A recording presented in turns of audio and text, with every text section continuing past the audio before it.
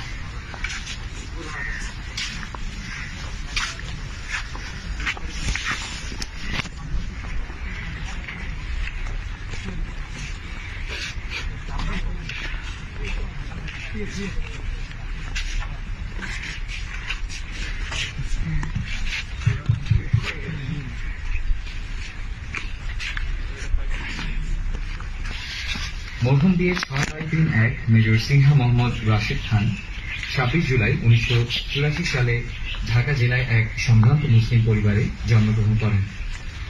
তিনি ২২ ডিসেম্বর ২০০৪ সালে পদত্যাগ করে কমিশন লাভ করেন। তিনি তার বর্ণাঢ্য কর্মময় জীবনে ১৩ Bangladesh infantry regiment, special security force, ৫ east Bengal regiment, সদর দপ্তর ২ পদাতিক ব্রিগেড এবং সর্বশেষে ৩০ বাংলাদেশ ইনফ্যান্ট্রি রেজিমেন্টে কর্মরত ছিলেন। তিনি গত ২৯ নভেম্বর ২০১৮ তারিখে অকালীন স্বেচ্ছায় অবসর গ্রহণ করেন। গত ৩১ জুলাই ২০২০ তারিখ রাত আনুমানিক ২:০০ ঘটিকায় একটি অনাকাঙ্ক্ষিত ঘটনায় কক্সবাজারের টেকনাফ জেলার বাহারছড়া ইউনিয়নের শ্যামলাপুর চেকপোস্টে মৃত্যুবরণ করেন। ইন্না লিল্লাহি ওয়া ইন্না ইলাইহি রাজিউন। মৃত্যুকালে তার বয়স হয়েছিল ৩৬ বছর ৭ দিন। মৃত্যুকালীন তিনি মাতা ও ২ বোন সহ অসংখ্য গুণগ্রাহী রেখে যান। আমরা তার বিদেহী আত্মার মাগফিরাত কামনা করছি। তার এই মৃত্যুতে আমরা গভীরভাবে শোকাহত এবং তার পরিবারের প্রতি গভীর সমবেদনা প্রকাশ করছি। উপস্থিত সুধী, আমি এখন মরহুমের সামরিক মর্যাদায় দাফন অনুষ্ঠানের ক্রমধারা সকলের জ্ঞাতার্থে জানিয়ে দিচ্ছি। প্রথমে গার্ড কর্তৃক মরণোত্তর সালাম প্রদান করা হবে। এই সময় সামরিক বাহিনীর সদস্যবৃন্দ স্যালুট প্রদান করবেন। অতঃপর মরহুমের লাশ কবরে নামানো হবে এবং নিকট আত্মীয়বর্গ কর্তৃক দাফন কার্য সম্পন্ন করা হবে এবং সর্বশেষ ধর্মীয় শিক্ষক কর্তৃক মরহুমের আত্মার মাগফিরাতের জন্য মোনাজাত করা হবে। এখন গার্ড কর্তৃক মরণোত্তর সালাম প্রদান করা হবে।